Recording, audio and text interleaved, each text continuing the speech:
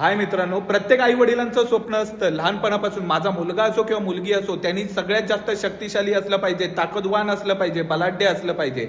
पण मित्रांनो, आजच्या यंग जनरेशनचं नक्की चाललंय काय? ही जी यंग जनरेशन आहे ना, त्यांना वाटतं की आम्ही कपडे घातल्यावर खूप छान दिसतो, मस्त दिसतो, फिटनेस फ्रीक वाटतो. मुलगा असो किंवा मुलगी असो, या यंग जनरेशनचं मी तुम्हाला 2 मिनिटात चित्र सांगतो काय आहे.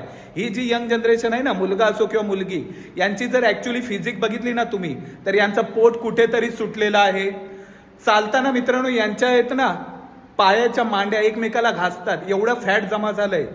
ट्रायसेपमध्ये फॅट जमा झालंय, बायसेपमध्ये फॅट जमा झालंय, जॉ लाईनमध्ये फॅट जमलंय, मानेच्या भोवती फॅट जमा आहे. आणि यांना वाटतं आम्ही यंगस्टर आहे. मित्रांनो, तुमचं वय काय, करताय काय?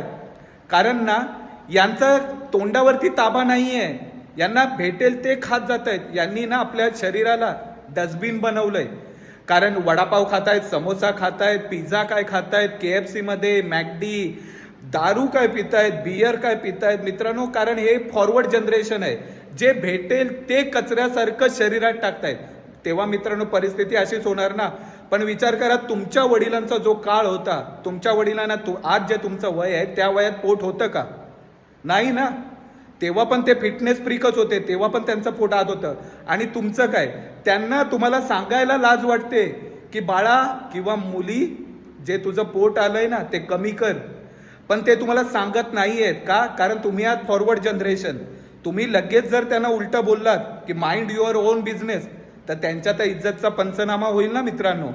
म्हणून ते तुम्हाला सांगत नाहीयेत. पण जेव्हा जेव्हा तुम्ही आजारी पडता ना, तेव्हा तेच आई वडील तुम्हाला इनडायरेक्टली सांगतात की बाळा घरचं खात जा, घरचं चांगलं असतं.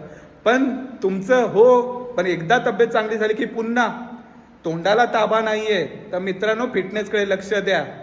कारण ना फिटनेस जरुरी आहे. जर तुम्ही यंगस्टार बोलता ना, तर यंग हा फिटनेस फ्रीकच असतो, कायम लक्षात घ्या. आणि यंग हा ताकदवानच असला पाहिजे. समजलं का मित्रांनो?